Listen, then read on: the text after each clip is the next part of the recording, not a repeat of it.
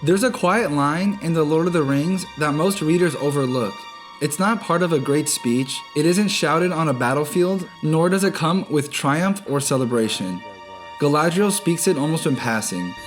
Together through ages of the world, we have fought the long defeat. Welcome back to You Shall Not Scroll, where we explore the lost legends, forgotten ages, and hidden depths of Tolkien's world.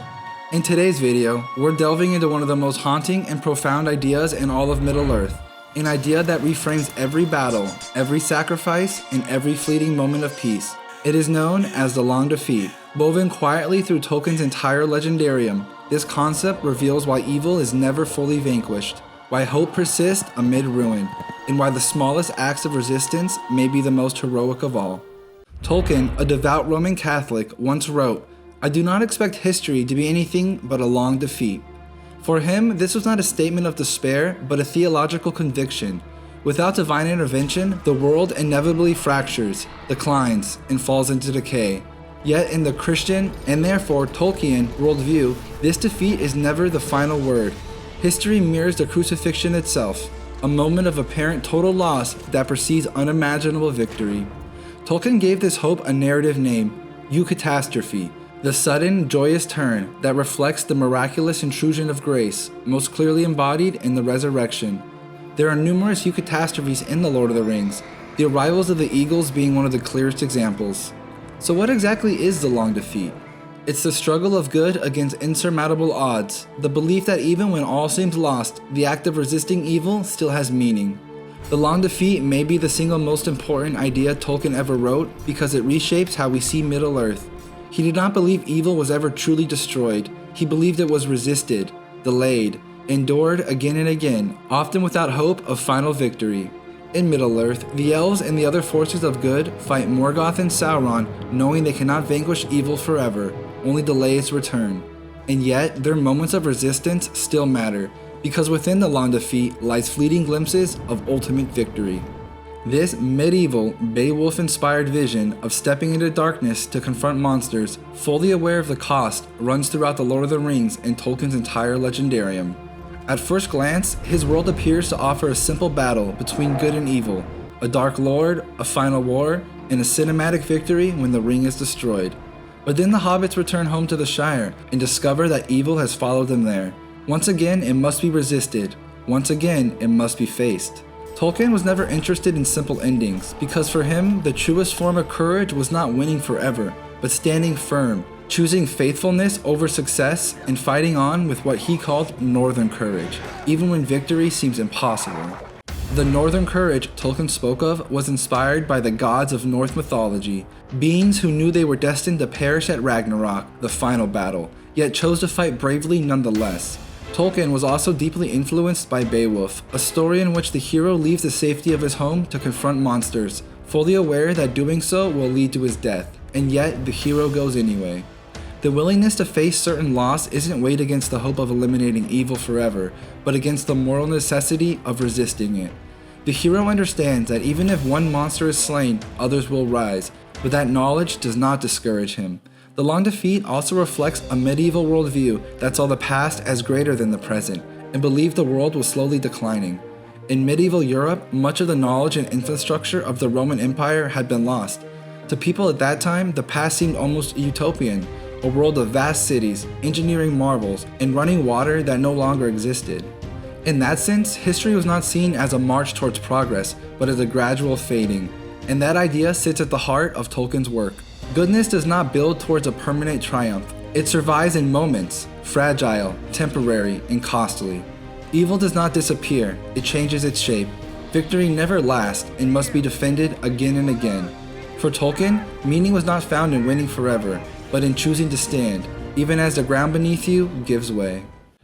Nowhere is this understanding clearer than among the Elves. They grasp the Long Defeat better than anyone. The Elves are immortal and ancient, created to exist as long as the earth itself.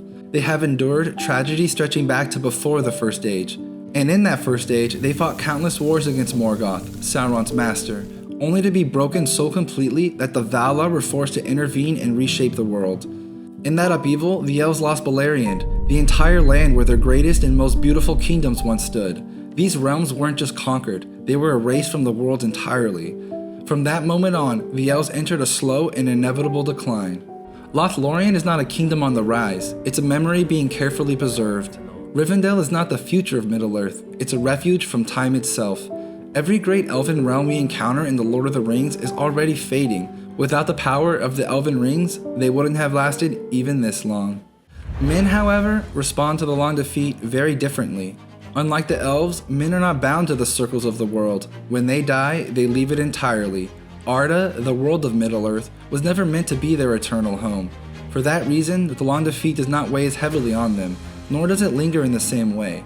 With only a short time in the world, most men never fully witness the full cycle of evil's return. Some, like the early kings of Númenor, live entire lives in peace and prosperity.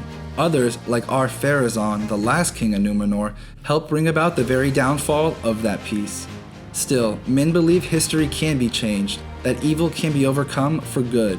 They build kingdoms meant to last forever. They raise monuments. They chase immortality through legacy, bloodlines, and power.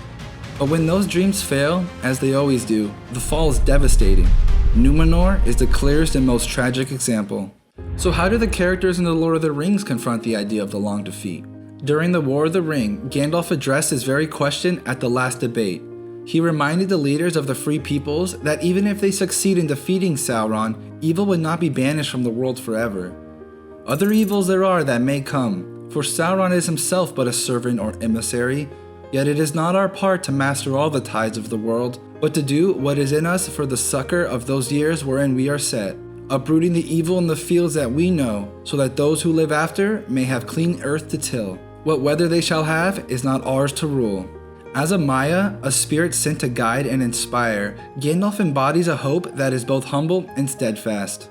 He explains that their task is not to conquer evil for all time, for such victory lies beyond even the wise in a fallen world. Instead, their duties is to resist the evil that they could see, here and now, so that those who come after may inherit a world with fewer shadows.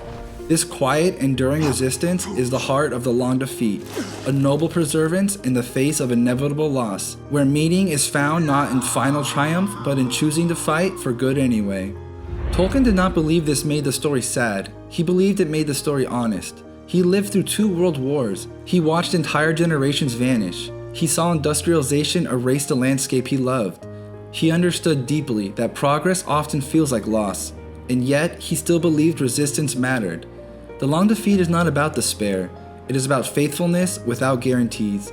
It is about choosing mercy when cruelty would be easier, choosing humility when power is offered, choosing to plant trees knowing you may never sit beneath their shade. That is why Frodo spares Sauron, why Galadriel refuses the ring, why Sam returns to the Shire, not to escape but to rebuild. They do not defeat evil forever, they simply refuse to become it. If you enjoyed this dive into Tolkien's deeper lore, give us a like and subscribe to You Shall Not Scroll. Thanks for watching, and we'll see you next time.